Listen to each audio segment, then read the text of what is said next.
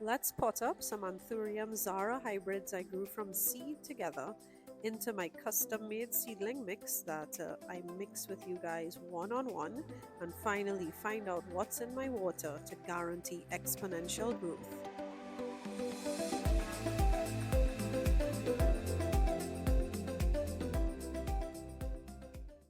In my previous Anthurium video that I'll link below for you guys, you would have witnessed me harvesting berries off of my Anthurium Zara F4.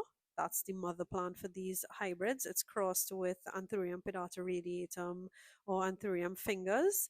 And in this video, you're going to witness me potting them up and getting them out of that moss into my special seedling mix. And the first thing I do is sterilize a large basin before mixing my seedling mix into it. And the first thing we're going to start with is some tree fern. I start by shredding the tree fern fiber into small bits and pieces. I break up any long fibers into smaller ones for ease of mixing and for fitting into tiny nursery pots. And then I add my premium aroid mix that I get from Utopia. You'll see up on the screen all the ingredients. It is rich in nutrients and is a ready to go blend for aroids. In this case, because we're potting up seedlings that have a really small root system still, I remove all the large chunks of coco coir and any large bits of charcoal just so that the mix can fit nicely into my seedling tray that you'll see shortly. In the description below, I'll post a link that explains all the benefits of using tree fern fiber in your soil mix. And the final amendment to my Anthurium seedling mixer is fine grained perlite. I also get this from Utopia, even though the aroid mixer has perlite in it and the tree fern fiber allows for even better drainage. Just to be safe, I still add perlite, especially as all these seedlings are going to go into a humidity dome or my mini greenhouse where I maintain a humidity in there of at least 80%.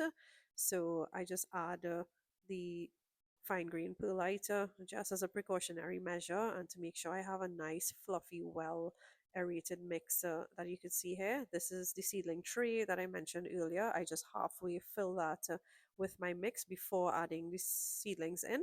And I just shake the tray gently just to get all that extra soil that may have gotten trapped on the tops to fall in to the tray itself. And then we add the seedlings. Another preparatory step that I take while setting up my tree is using the smaller side of my corer just to pierce a hole into each section within the tree in case I have any super long roots that need to go deeper than this halfway mark. It's easy for me to just weave the root in at that point instead of trying to force the plant in.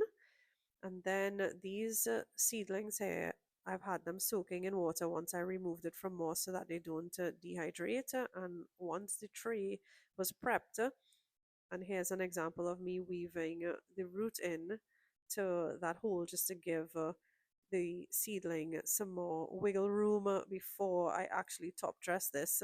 I always ensure that the leaves are just resting gently on the top of the tray and not submerged in the soil to make sure that it has enough room to continue growing. For the seedlings that had roots that were longer than 2 inches or 2 inches long or had multiple roots that were super long, I left those out of the seedling tray because they will naturally need a bigger growing pot. So I'll pot those up individually and you'll see that later in the video. But for now, I use a small plastic spoon to backfill the seedling tray, ensuring that all of those roots are properly covered, making sure that I leave enough room for new growth, as well as making sure that none of these leaves are submerged in soil also. For the seeds that have not germinated as yet, and you'll see some tiny roots already starting to grow, I'm just going to place it into a smaller plastic container that I already filled with some damp moss. And what I do is I space them out 1 inch apart just so that as they start to grow, the roots don't get tangled into each other and make it even more difficult to remove. But I just set them like that and I will place them back into the mini greenhouse or humidity dome, and hopefully those will sprout soon. These are the larger nursery pots that I'll be potting the seedlings that had the larger root system in. I like using clear pots so that I can see the root progress. These clear pots I get on Amazon and I will link it in the description for you guys. For these seedlings that had a larger root system that I'm placing into these larger nursery pots, I only fill this with soil quarter way up so that when I backfill, the soil line is at the halfway mark. Again, I also position the leaves to not be submerged on the soil, and this is all of them all set and ready to be watered. The first watering is always a mixture of great white mycorrhizae and water. I'll put a link in the description for all the benefits of great white.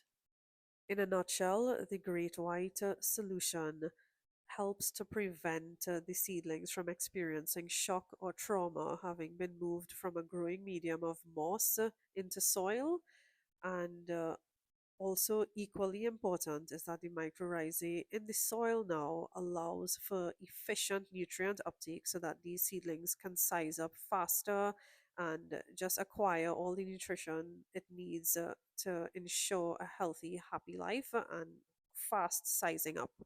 Once they've all been potted and watered, I spray all the leaves with just water alone to make sure there's no residual soil on the foliage that can cause any bacterial or fungal infection or just rotting in general from soil staying too long on the foliage. So I just spray it off just like that. And finally, once they all look settled and cleaned off, I just add a humidity dome cover. These have vents on the top that I will open, and I just place it on top of the seedling tray. And all of these larger ones will also go into a propagation box that comes with its own tray like this. I just place them in like that and add the same humidity dome cover over it just to maintain again a humidity of at least 80%. Just for the first 2 weeks, I would say, because they were coming out of a sealed plastic container. So I don't want to just shock them even further by presenting too much environmental change all at once. So I will actually open the vent to allow them to acclimate even further to be able to grow in ambient conditions sooner than later. Here they are in bright indirect light. To take these seedlings to maturity, and up on the screen is the mother plant for these seedlings. I just repeat this process over and over, amending my soil mix to be suitable for the size root zone that I'm dealing with. So as the root zone increases in size, I amend my soil mix to make it chunkier and chunkier. And I'll link a video below for you guys that shows my soil mix that I use for my mature anthuriums, as well as some care tips. To end this video, I want to show you guys what the seedlings look like 10 days after potting up. They've all perked up nicely. They have also increased in size a bit. I have lost none. There have been no yellowing leaves. The same goes for the ones that I potted up in larger nursery pots. So I am hoping that you guys will have the same success giving this method a try. I do look forward to chatting with you guys in the comments. Feel free to get in touch any way you feel comfortable. And again, I hope you enjoyed the video. Thanks so much for watching.